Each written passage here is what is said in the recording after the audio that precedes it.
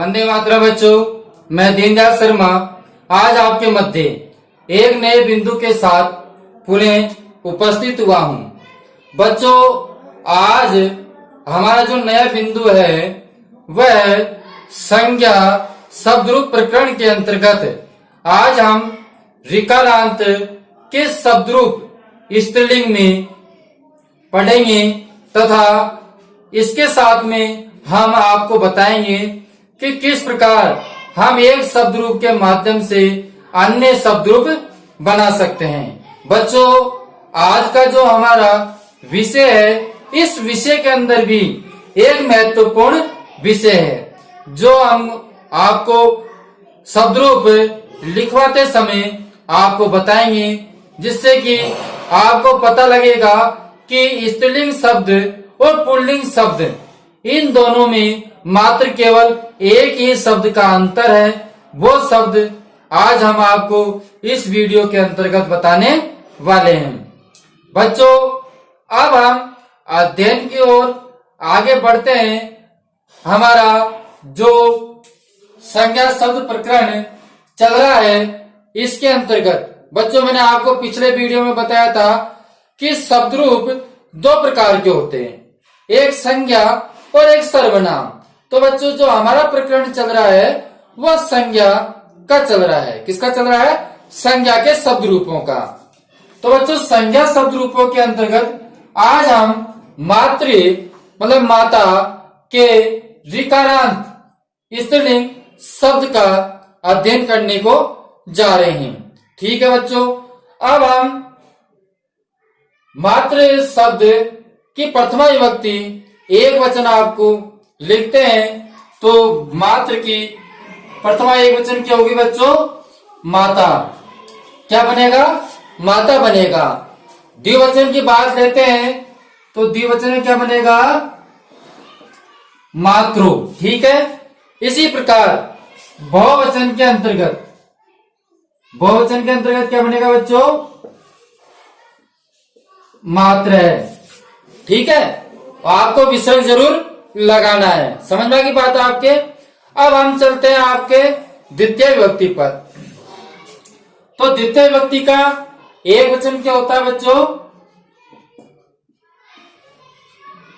मात्रम। द्वितीय विभक्ति का एक वचन क्या होता है? मात्रम। और द्विवचन की ओर चलते हैं तो हमारा बनता है मातृ। क्या बन गया बच्चों? मातृ।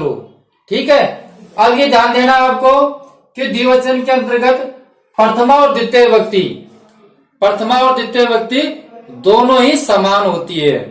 ठीक है, दोनों ही विभक्ति समान होती है। अब बच्चों, बहुवचन में जय मातृ शब्द का किस प्रकार बनेगा?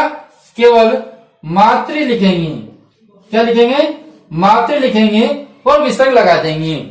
अब बच्चों, इस जगह पे आपको ध्यान देना है। क्या ध्यान देना है बच्चों?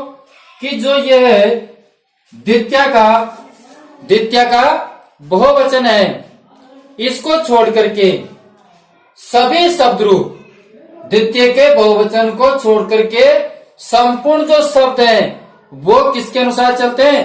पितृ शब्द रूप के समान ही चलते हैं। ठीक है बच्चों, तो मात्र केवल आपका एक ही ये शब्द है जो कि पितृ शब्द से अलग है। बाकी जो शेष शब्द रूप है वो पितृ शब्द रूप के अनुसार ही चलेंगे। बच्चों, अब मैं आपको बताऊं, यहाँ पर द्वितीय के बहुवचन में जो पितृ का शब्द रूप बनता है वो क्या बनता है? पित्रेन। क्या बनता है बच्चों? पित्रेन बनता है। और यहाँ पर मातृ बनता है। केवल इन दो शब्दों का अंतर है। ठीक है, बाकी शेष जो शब्द रूप है वो पितृ के समान ही चलते हैं। समझ में आ गई आपके बात? अगर आपको पितृ शब्द रूप याद है, पितृ के शब्द रूप याद है, तो आप उसके अनुसार ही ऋकारांत स्त्रीलिंग के शब्द रूप भी संपूर्ण बना सकते हैं। मात्र केवल आपको एक द्वितीय विभक्ति बहुवचन का ध्यान रखना पड़ेगा। समझ में आ गई? जो मैं आपको मुख्य बिंदु के लिए कह रहा था वो मुख्य बिंदु यही है कि बच्चों, इस शब्द रूप के अंतर्गत केवल एक ही शब्द परिवर्तन है। मात्र द्वितीय का बहुवचन, बाकी शेष सभी पितृ शब्द रूप के समान ही चलने वाले हैं। समझ में आ गया। अब देखिए, अब चलते हैं तृतीय का एक वचन। ठीक है, तो तृतीय का एक वचन क्या होगा बच्चों? मात्रा। क्या हो जाएगा? मात्रा। अब द्विवचन क्या बनेगा? मातृभ्याम। द्विवचन क्या बनेगा बच्चों? मातृभ्याम। ठीक है, इसी प्रकार आप बहुवचन बनाते हैं तो बहुवचन बन जाएगा हमारा मातृभी। क्या बन गया बच्चों? बहुवचन क्या बन गया? मातृभी। समझ में आ गई बात आपके? समझ में आ गई? बहुत अच्छी बात है। तो वीडियो को एक बार लाइक कीजिए। समझ में आ गई तो वीडियो को लाइक कीजिए। अब हम चलते हैं चतुर्थी विभक्ति की ओर। ठीक है, तो बच्चों चतुर्थी विभक्ति का एक वचन बनता है मात्रे। क्या बनेगा? मात्रे। चतुर्थी विभक्ति का एक वचन बना मात्रे। तो बच्चों इसका जो द्विवचन है वो क्या बन जाएगा? मात्राभ्याम। मातृभ्याम। द्विवचन क्या बनेगा बच्चों? मातृभ्याम। ठीक है, इसी प्रकार इसका जो बहुवचन है, बहुवचन क्या बनेगा? आपने इतने शब्द रूप पढ़ लिए, आपको ध्यान ही होगा बहुवचन क्या बन जाएगा? मातृभ्य। ठीक है बच्चों, अब तो आपको बहुत आसान है कि मैंने आपको बता दिया कि ये पितृ शब्द रूप के समान ही बनेंगे। तो आपको पितृ शब्द रूप याद है तो आप तुरंत समझ जाएंगे कि ये पितृ शब्द रूप के अनुसार इस प्रकार बन रहे हैं। ठीक है बच्चों, अब हम चल रहे हैं पंचमी विभक्ति का एक वचन। क्या बच्चों? पंचमी विभक्ति का एक वचन। तो पंचमी विभक्ति का एक वचन क्या बनता है? मातु। विसर्ग लगाना ना भूले, विसर्ग लगाना ना भूले। और द्विवचन बनता है मातृभ्याम। द्विवचन क्या बन जाएगा बच्चों? मातृभ्याम। अब ध्यान दीजिए, तृतीय, चतुर्थी और पंचमी क्या होती है द्विवचन में? एक समान होती है। तृतीय, चतुर्थी और पंचमी द्विवचन में एक समान होती है। अब बच्चों जो हमारा पंचमी व्यक्ति का बहुवचन है वो क्या बनेगा? मातृभ्य। क्या बन जाएगा बच्चों? मातृभ्य। और ध्यान दीजिए, जो चतुर्थी और पंचमी विभक्ति है, चतुर्थी और पंचमी विभक्ति है, ये दोनों एक समान ही होती है। ठीक है बच्चों, समझ में आ रहा है आपके? दोनों विभक्ति कैसी होती है? एक समान होती है। विसर्गों को आप ध्यान से देख लीजिए, आपकी नजर में डाल लीजिए। खा विसर्ग है, खा हलंत है। ठीक है, समझ में आ रही है बात? अब चलते हैं हम षष्ठी विभक्ति का एक वचन। तो बच्चों षष्ठी विभक्ति का एक वचन पंचमी के समान ही बनता है। तो हमारा शब्द बन जाएगा मातु। तो ये दोनों शब्द रूप पंचमी और षष्ठी दोनों ही क्या है? समान बनते हैं। समझ में आ गई बात? दोनों शब्द रूप क्या बनते हैं? समान बनते हैं। और षष्ठी का द्विवचन, षष्ठी का द्विवचन क्या बन जाएगा बच्चों? मातृ। षष्ठी का द्विवचन क्या बन जाएगा? मातृ। ठीक है, इसी प्रकार अब हम चलते हैं बहुवचन की ओर। षष्ठी का बहुवचन। तो बच्चों मैंने आपको एक बार बताई थी कि अगर री, रे और से अगर होते हैं, री, रे और से होते हैं, तो हम न के स्थान पर क्या कर देते हैं? ण कर देते हैं। कौन कौन सी विभक्ति में? तृतीय विभक्ति का एक वचन और षष्ठी विभक्ति का बहुवचन में। तो बच्चों तृतीय विभक्ति में तो न आया नहीं था, इसलिए न किया नहीं। और यहां पर आपके जो ऋकारांत है, इसलिए न का क्या हो जाएगा? ण हो जाएगा। न का क्या हो जाएगा? ण हो जाएगा, क्योंकि हमारा जो शब्द है वो इसमें री बड़ा आएगा बच्चों, री बड़ा आएगा, ध्यान रखना। इसमें री बड़ा आएगा छठी विभक्ति का बहुवचन में। अब आपके री होने के कारण न का क्या हो जाएगा?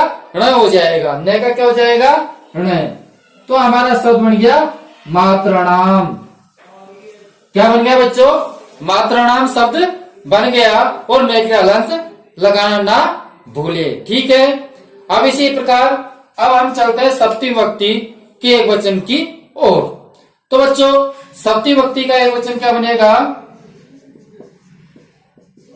मातृ। बच्चों सप्तमी विभक्ति का एक वचन क्या बना? मातृ। ठीक है, षष्ठी विभक्ति का एक वचन क्या बन गया? मातृ। अब हम चलते हैं द्विवचन की ओर। तो षष्ठी विभक्ति का और सप्तमी विभक्ति का द्विवचन एक समान ही होते हैं। ठीक है बच्चों, दोनों का हम एक समान ही करेंगे। तो क्या हो गया? मातृ। ठीक है, विसर्ग हम लगाते हैं। तो षष्ठी और सप्तमी विभक्ति द्विवचन में एक समान होती है। अब बच्चों जो सप्तमी विभक्ति है इसका बहुवचन क्या होगा? मात्रेषु। क्या होगा बच्चों? मात्रेषु। ठीक है, तो सप्तमी विभक्ति का बहुवचन क्या हुआ? मात्रेषु हुआ। ठीक है, अब बच्चों इसका संबोधन पर चलते हैं, संबोधन पर चर्चा करते हैं। तो प्रथम विभक्ति जो एक वचन है वह प्रथम विभक्ति के समान नहीं होता है, किसी भी शब्द रूप में नहीं होता है। तो इस चीज को आप ध्यान से देखें। हमारा संबोधन में होगा हे माते। क्या हो जाएगा बच्चों? हे माते, और संबोधन चिन्ह हमको लगाना है। बाकी हम द्विवचन प्रथमा द्विवचन के हिसाब से लिख देंगे हे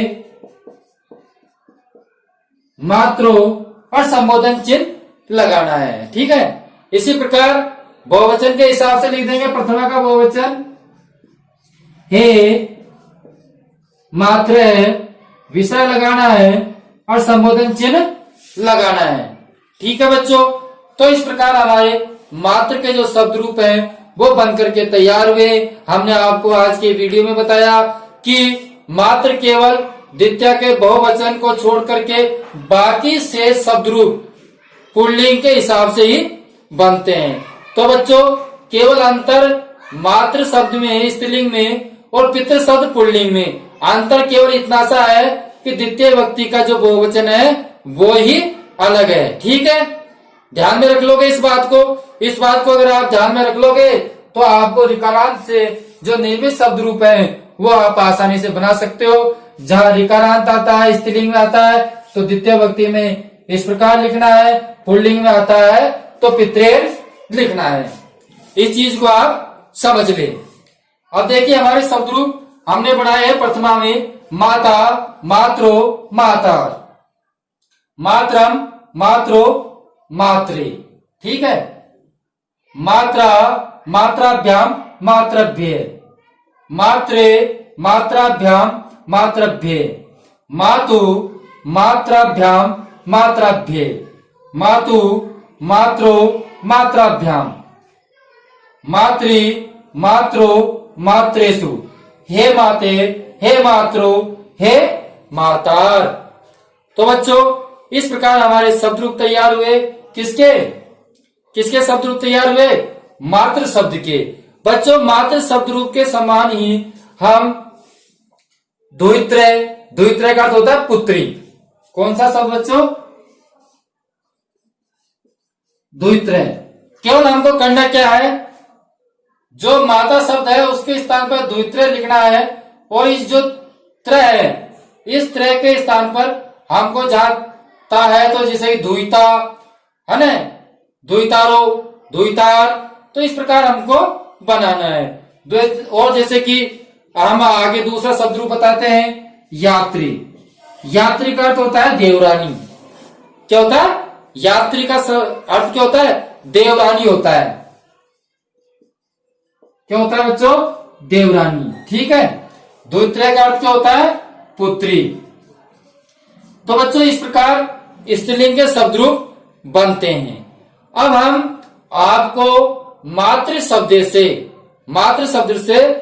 यात्री के शब्द रूप बनाना सिखाते हैं। ठीक है बच्चों, तो हम मातृ के स्थान पर क्या कर देते हैं? हम यात्री। अभी आपके शब्द रूप 2 मिनट में तैयार हो जाएंगे। ध्यान से देखिए। इसका अर्थ क्या होता है? देवरानी। ठीक है, केवल संज्ञा शब्द हटाना है हमको। क्या करना है बच्चों? संज्ञा शब्द हटाना है और बाकी स्वर और जो विसर्ग है, हलंत है, उनको हमको यथावत लिखना है। अब बच्चों ध्यान दीजिए, मातृ में और यात्री शब्द में क्या अंतर है? केवल पीछे का तरफ वही है, केवल मैं और ये का अंतर है। किसका? मैं का और ये का अंतर है। तो हमको कुछ नहीं करना, केवल मैं के स्थान पर यह कर देंगे जिसमें हमारा काम हो जाएगा। ठीक है, तो बच्चों हमको क्या करना है? केवल यह करना है। क्या करना है? मैं के स्थान पर हमको यह लिखना है जिसमें हमारे यात्री के शब्द रूप तैयार हो जाएंगे। हमारा शब्द बन गया याता, यात्रो, यातार। ठीक है, इसी प्रकार यात्रम क्या बन जाएगा? यात्रम, यात्रो,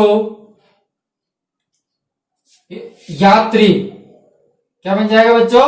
यात्री। ठीक है, इसी प्रकार केवल मैं को हटा करके मैं के स्थान पर हमको यह लिखना है। क्या लिखना है? यह लिखना है बस। अगर यह लिख दिया, उसमें आपका शब्द रूप बन करके तैयार हो जाएगा।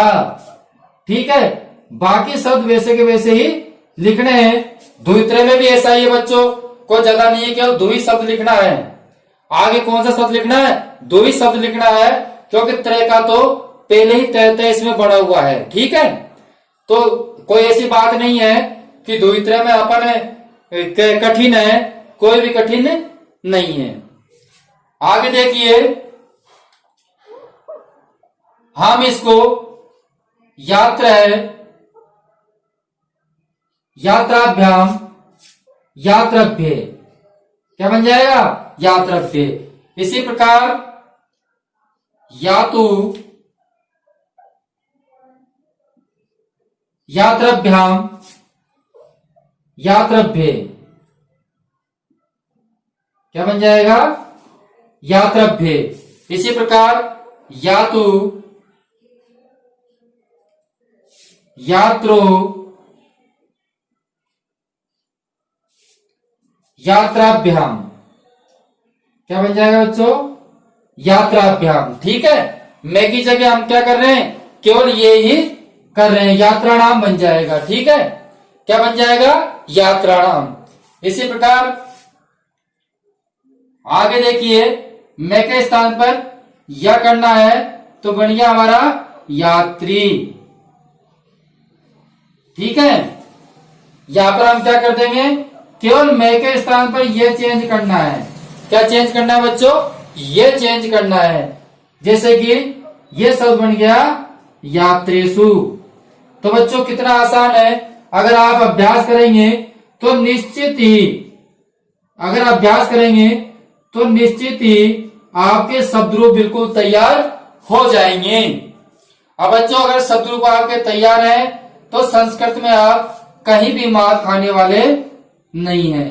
ठीक है, इसी प्रकार हमको केवल मैं के स्थान पर यह करना है। समझ में आ गई बात आपके? तो इस प्रकार हमारे यात्री के शब्द रूप पूरे हुए। यात्रा, यात्रो, यातार, यात्रम, यात्रो, यात्री, यात्रा, यात्राभ्याम, यात्रभ्य, यात्रे, यात्राभ्याम, यात्रभ्य, यातु, याता, यात्रभ्याम, यात्रभ्य, यातु, यात्रो, यात्राणाम, यात्री, यात्रो, यात्रेषु, हे यात्रो, हे यात्रम। ठीक है बच्चों, अब देखिए जैसे द्वितीय शब्द हमको लिखना है तो कैसे लिखना है? केवल आगे जो आपके यह शब्द है, क्या शब्द है? यह शब्द है, इस यह शब्द के स्थान पर आप क्या लिख देंगे? द्वि शब्द लिख देंगे। क्या बन जाएगा? द्विता। ठीक है, द्वितारो, द्वितार, द्वितारम, द्वितारो, द्वितार, द्वितार्य, द्वित्रा, द्वित्राभ्याम, द्वित्राभ्यि। तो बच्चों इस प्रकार हम द्विता शब्द को भी बना सकते हैं। ठीक है बच्चों, क्या बना सकते हैं, द्वितीयता शब्द भी हम बना सकते हैं। समझ में आ गया आपके बात। तो इस प्रकार हम जो ऋकारांत स्त्रीलिंग के शब्द रूप है वो कोई से भी अपन बना सकते हैं। एक बात को आपको ध्यान रखना है कि केवल जो द्वितीय का बहुवचन है उसमें ही परिवर्तन होना है, बाकी सब पुल्लिंग के समान ही, पितृ शब्द के समान ही चलते हैं। ठीक है बच्चों। तो बच्चों आज का वीडियो हमारा आपको पसंद आया है तो वीडियो को आप जरूर लाइक करें, चैनल को आप जरूर सब्सक्राइब करें। एक बार आप शाम पर से स्क्रीनशॉट लेकर के संपूर्ण शब्द रूप को उतार सकते हैं। ठीक है बच्चों। अभी आप हमारे चैनल को लाल बटन दाब करके जरूर सब्सक्राइब करें, जिससे कि पिछले में आने वाले वीडियो निरंतर आपके पास पहुंचते रहे। अब बच्चों हम आपसे विदा लेते हैं, अगले वीडियो में फिर मिलेंगे। जब तक के लिए